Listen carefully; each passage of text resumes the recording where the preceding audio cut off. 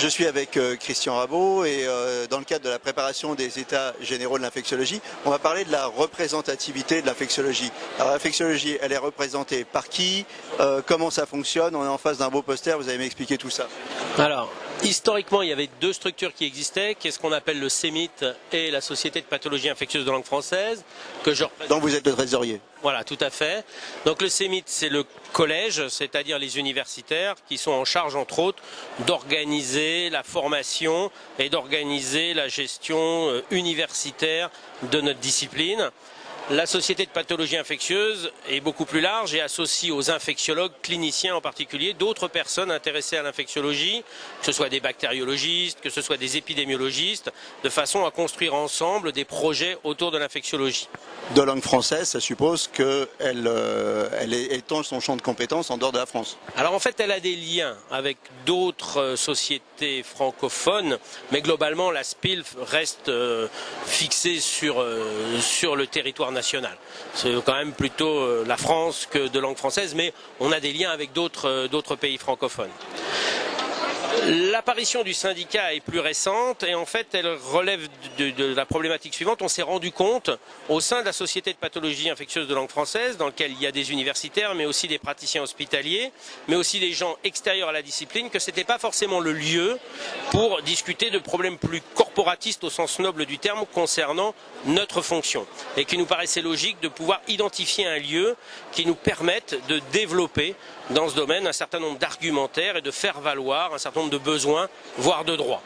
Et dans le même temps, quand on a créé ce syndicat national des médecins infectiologues, il nous a paru utile, pour ne pas évoluer vers un éparpillement, de regrouper le tout et d'afficher le tout dans une structure commune qui est la Fédération française d'infectiologie. Voilà en gros la genèse et la composition des quatre structures qui se réunissent en une. Donc aujourd'hui, en période de crise sanitaire, par exemple, l'interlocuteur de l'État, c'est la fédération, ou c'est le syndicat, ou c'est le collège? Alors, aujourd'hui, ce qu'on souhaite, c'est que l'interlocuteur, ce soit la fédération. Alors, historiquement, parce que les gens ont des carnets d'adresses, ils ont l'habitude de joindre soit plutôt le président du collège, soit le président de la Société de pathologie infectieuse, puisqu'elles sont là depuis plus longtemps. Mais la volonté, en particulier au moment de la grippe H1N1, ce qui a été affiché, ça a été de mettre en avant la fédération et de faire et de proposer des réponses aux questionnements, y compris des politiques, au nom de la Fédération française d'infectiologie. Pour qu'on comprenne bien, alors la fédération, comment ça fonctionne et à quelle hauteur sont représentées les différentes organisations? Alors, elle est parfaitement paritaire, c'est-à-dire qu'actuellement, dans la fédération telle qu'elle existe aujourd'hui, mais pour des raisons, j'en dirai deux mots après, elle va évoluer dans les jours qui viennent. Dans ce qu'elle représente aujourd'hui, elle est représentée autant de représentants du syndicat que du CEMIT, que de la SPILF. Et au sein des 12 personnes qui la composent, est élu un secrétaire général et un secrétaire général adjoint qui sont les porte-parole de la discipline. Donc 3 x 4 et 2 porte-parole. L'évolution? Alors l'évolution, c'est qu'aujourd'hui, compte tenu entre autres d'une nécessité de faire évoluer les choses dans le domaine de la formation médicale continue, de l'évaluation des pratiques et de ce qu'on appelle le développement professionnel continu, il faut qu'on mette en place un collège national professionnel de l'infectiologie, un CNPI. Pour ne pas créer une nouvelle structure, on souhaite que la FFI évolue en CNPI et aura à ce moment-là une structuration d'association loi 1901 avec un président, avec un trésorier et une représentation plus large, toujours basée sur ces 3 structures, plus une nouvelle qui est le CNU, le Collège national des universités, qui est celui qui nomme entre autres les professeurs, les MCUPH, qui aura une représentation dans cette structure qui deviendra quadripartite. 4 x 4 alors? Ça ne sera pas 4 x 4, les équilibres seront un petit peu différents. D'accord. Les états généraux, qu'est-ce que vous en attendez?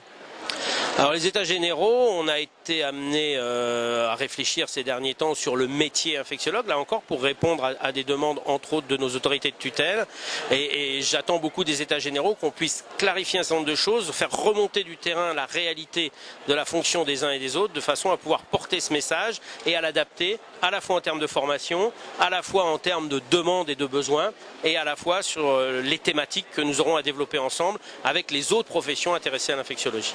Donc pour vous, ce sera aussi une occasion de clarifier auprès de vos confrères quel est leur mode de représentativité, qui les représente et qui fait quoi? Au sein de la discipline infectiologique, on pense que les choses sont maintenant un petit peu claires. C'est plus... Mais comme ça va changer.